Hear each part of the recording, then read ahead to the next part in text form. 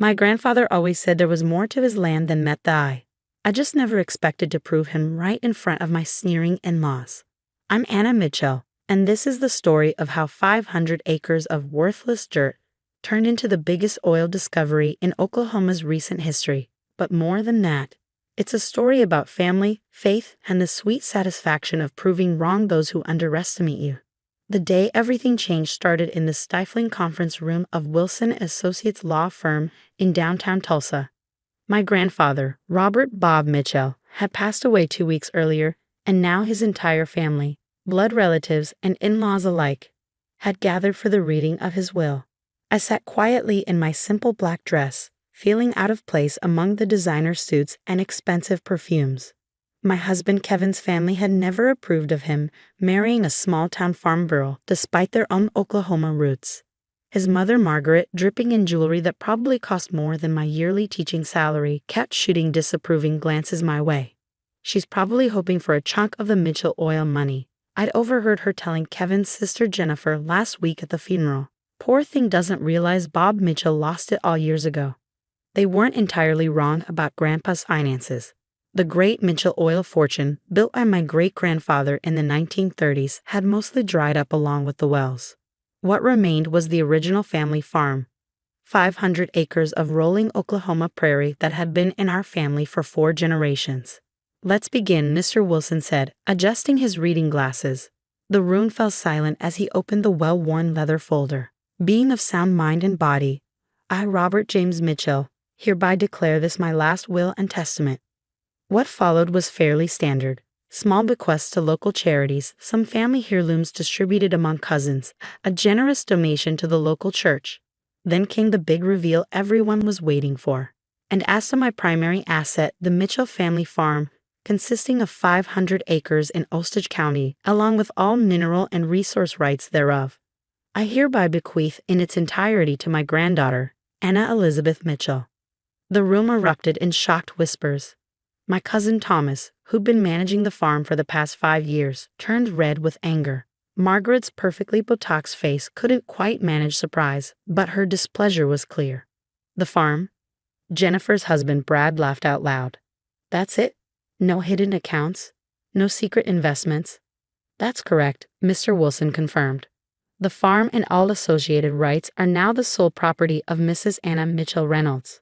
Margaret couldn't contain herself any longer.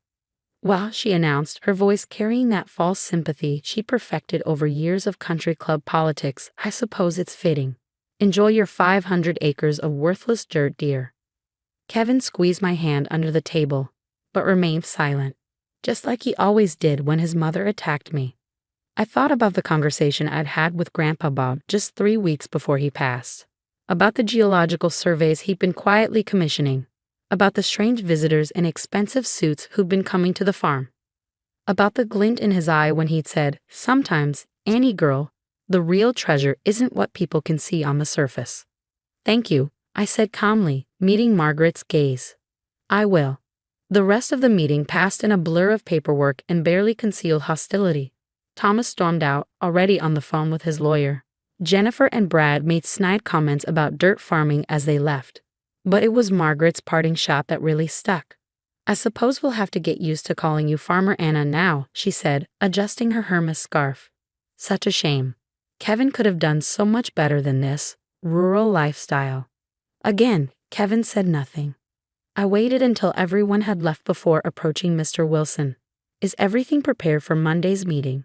He nodded, pulling out another folder, this one marked Confidential. "Global Energy's executives will be here at 9 a.m. The geological surveys your grandfather commissioned are conclusive. The initial estimates suggest the oil deposit could be worth—" "Don't tell me," I interrupted. "I want to see their faces when they make the offer." He smiled, understanding exactly who I meant by their faces. That evening, Kevin finally found his voice. "You could have told me about the oil," he said as I researched oil and gas leases on my laptop. "Like you tell me things," I countered. "Like you told me about the job offer in Houston that your mother arranged." He had the grace to look ashamed. "How did you know about that?" "Small towns talk, Kevin. Just like they talked when your mother spread rumors about me being a gold digger. Just like they talked when you never defended me." I love you, Anna. You know that. Do I?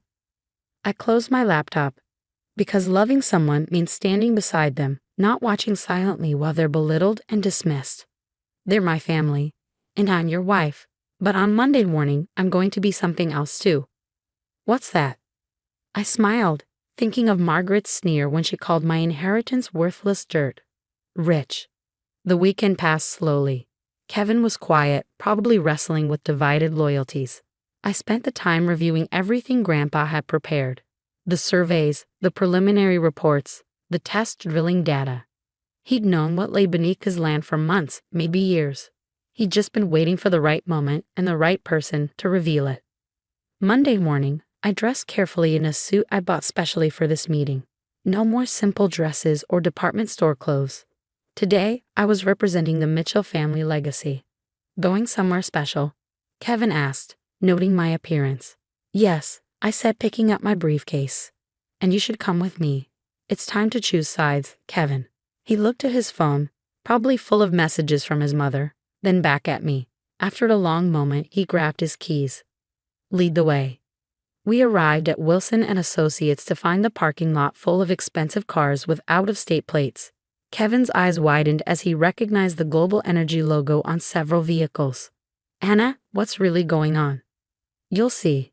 The conference room was packed with executives in expensive suits, all talking excitedly over coffee and contracts. But the real show started when Margaret burst in, dragging a confused-looking Jennifer and Brad behind her. What is the meaning of this? She demanded. Mr. Wilson called to say there was an urgent matter regarding the Mitchell inheritance. I stood at the head of the table, channeling every ounce of confidence my grandfather had taught me. Please have a seat. The meeting's about to begin. Meeting? What meeting? Right on cue, Mr. Wilson entered with Global Energy's CEO, Richard Thompson. Shall we begin the bidding for the Mitchell oil field lease? The color drained from Margaret's face. Oil field? I smiled, thinking of Grandpa Bob's words about surface appearances. Yes, Mother Margaret. Oil field. Now, about those 500 acres of worthless dirt. The conference room crackled with tension as Richard Thompson, CEO of Global Energy, pulled up the first slide of his presentation. A detailed geological survey of the Mitchell farm filled the screen, showing something that made every oil executive in the room lean forward. Ladies and gentlemen, Thompson began, what you're looking at is potentially the largest oil deposit discovered in Oklahoma in the past 30 years. Our preliminary surveys suggest reserves of approximately 300 million barrels. Brad choked on his coffee. Jennifer dropped her phone. Margaret gripped the table so hard her knuckles turned white. That's impossible, she whispered. Not impossible, I said, standing to point at the survey. Grandpa Bob commissioned these surveys 2 years ago. He knew exactly what he had. He was just waiting for the right time and the right person to develop it. Initial bids for lease rights will start at $50 million, Mr. Wilson announced, with a standard 25% royalty on all extracted resources. The number hung in the air like a thunderclap. Margaret swayed slightly in her chair. 50 million? Jennifer's voice was faint. That's just the starting bid, Thompson clarified. Given the size of the deposit and the current market conditions, we expect the final lease agreement could be significantly higher. Kevin, who had been silent until now, finally spoke. You knew about this, all this time. Grandpa told me 3 weeks before he died, I said, meeting his eyes. Right after your mother's little speech at the country club about how I tracked you into marriage with a penniless farm girl. Margaret had the grace to flush. Anna, dear, about that? Save it. I turned back to the executives. Shall we begin the bidding? What followed was 2 hours of intense negotiations. Global Energy opened at $50 million. But they weren't alone. Transilo countered with $65 million. Western Petroleum pushed it to $80 million. The numbers kept climbing as the size of the deposit became clear. Through it all, I stayed calm, channeling Grandpa Bob's quiet strength. He taught me that land was more than just dirt. It was legacy, opportunity, and sometimes justice. $125 million final offer, Thompson announced eventually, plus 30% royalties and a commitment to environmentally responsible extraction methods. I looked at Mr. Wilson, who nodded. The terms were even better than what Grandpa had hoped for. Done, I said, extending my hand. On one condition. Name it. The field will be called the Robert Mitchell Reserve, and a portion of the royalties will fund scholarships for local students pursuing degrees in environmental science and sustainable energy. Thompson smiled. Your grandfather would be proud. As the executives filed out with their contracts, Margaret finally found her voice again. Anna, we should discuss this as a family. Perhaps Kevin could. No, I cut her off firmly. This isn't a family discussion. This is my inheritance, my decision, and my future to plan. But surely you'll need help managing such a large sum, she pressed. Brad's investment firm. Already taken care of, Mr. Wilson interjected, sliding another folder across the table. Ms. Mitchell has already established the Mitchell Legacy Trust, with very specific terms about its management. Kevin picked up the folder, reading quickly. His eyes widened. Anna, the farm stays intact, I explained. The oil revenue will be used to modernize operations and establish sustainable farming practices. We'll also fund research into regenerative agriculture. Grandpa didn't just leave me oil, he left me a responsibility. What about us? Jennifer asked in a small voice. What about you? You laughed at my inheritance, called it worthless dirt, treated me like a gold digger for 7 years.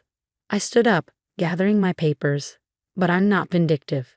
The scholarship program will be open to everyone, even your kids, if they're interested in actually learning about the land you dismissed. Margaret started to speak, but Kevin cut her off. Enough, Mother. For once in your life, just stop. The room fell silent. Kevin had never spoken to his mother that way. Anna's right, he continued. We've been horrible to her. All of us. We were so busy looking down on what we thought was a worthless farm that we couldn't see its true value, or hers. He turned to me. I'm sorry.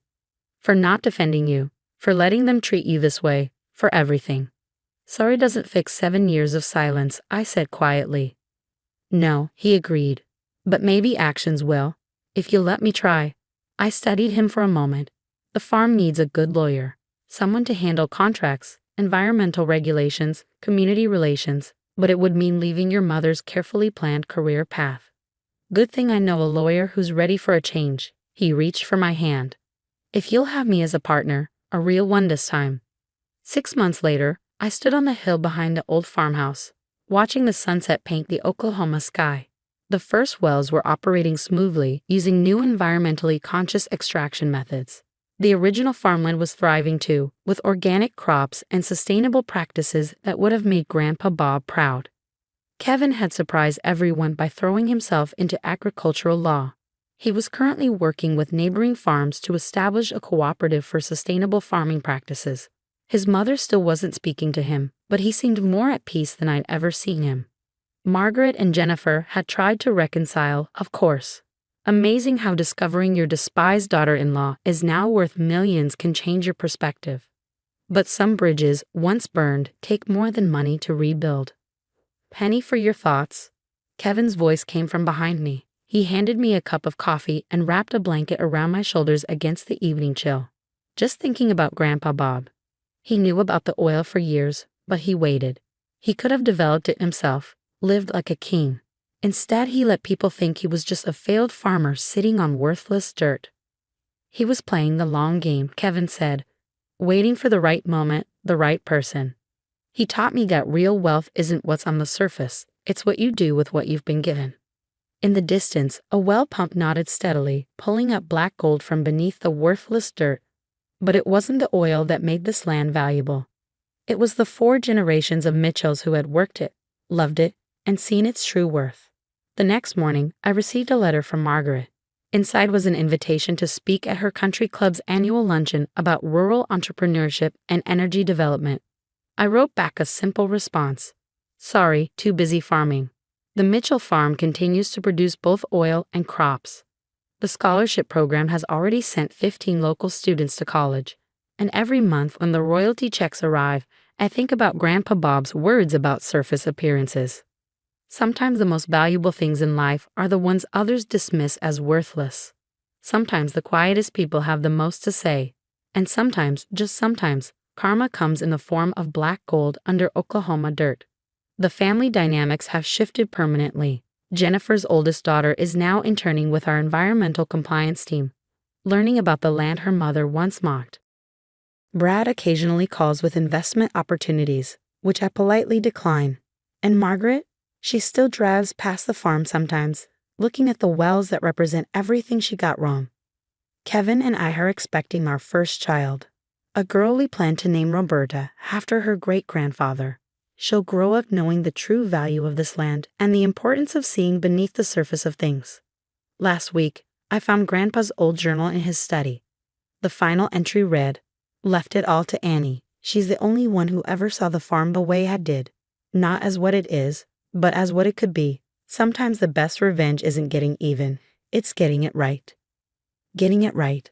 That's what we're doing now, with every barrel of carefully extracted oil, every acre of sustainably farmed land, every student sent to college. The Mitchell legacy isn't just about what's under the dirt, it's about what grows from it. And as for those who called it worthless, well, they learned what Grandpa Bob always knew. True value isn't in what people can see, but in what they're too blind to notice. Sometimes the sweetest success is the one that comes from the very thing others dismissed. And sometimes, just sometimes, worthless dirt turns out to be the most valuable inheritance of all.